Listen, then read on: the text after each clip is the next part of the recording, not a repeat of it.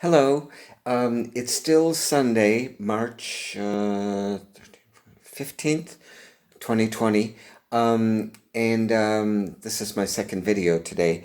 And now I'm wearing the Cubs Championship t-shirt that my nephew Eric sent me a couple of years ago when the Cubs finally broke their curse or whatever.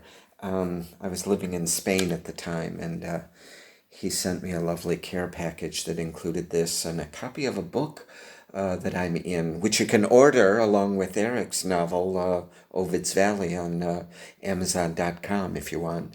The book I'm in is called Tell Me About It by two gay Chicago historians. And I was very happy to be included in the book. And it was so popular that they did a sequel, which I'm also in. I think it's Tell Me About It Part 2. I don't know. And then they're doing a third one, which will be published later this year. So get on Amazon and shop around. Anyway, but today I want to, because I chatted earlier today with my sister Sue and her granddaughter Cheyenne, I wanted to remember about the first time that I met Cheyenne's mother, Christy. Um, it was in the early 1990s, I remember, because I was living on Newport Street. Um, it was I lived in this house. First I lived upstairs, and it was a wonderful old 1950s style one bedroom flat with a Lucy and Ethel style kitchen. And I mean, it hadn't been remodeled for 50 years or so, but it was great. And it was in the shadow of Wrigley Field. I think Wrigleyville is the name of the neighborhood and all, and I enjoyed that a lot. And then I lived there for about 2 years, I guess, when the downstairs neighbor, he was a very cute Zen Buddhist, as I recall, he moved out. So I asked my landlord, who also lived upstairs. There were four flats, two up, two down, front and back, old style Chicago house. So I asked him, can I move downstairs, take the flat downstairs, because it had a fireplace that originally well,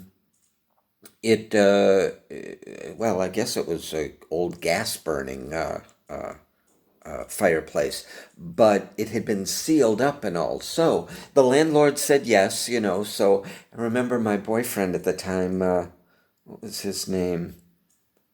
George. Anyway, he helped me pack everything. I might as well have moved across the country, but I was only moving downstairs, but I had to pack everything up and move it downstairs and all. Well, so that's where I was at, and that's where I had done a Japanese shiatsu massage class at the Japanese Cultural Center, and I was very good at it, and I decided, well, I'll become a massage therapist. So I got a license, legit, and all of that, and I did in-call massage in the early 90s and all, and I was very careful to screen out any overtly sexual callers,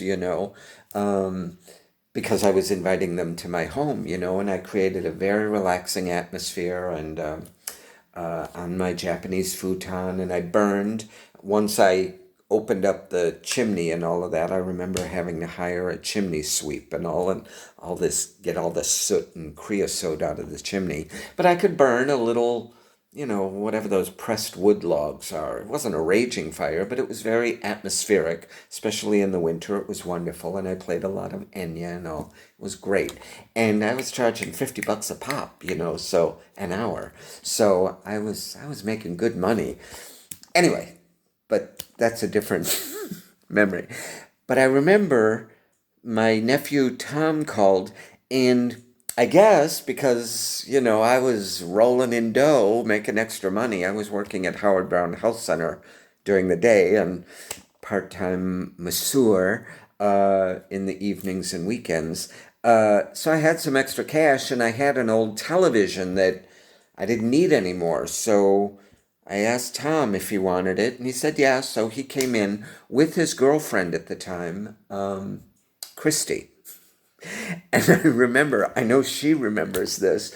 I don't, it must have been in the winter time because it was cold out, I remember, because I answered the door when they arrived. I was wearing this full length pink bathrobe.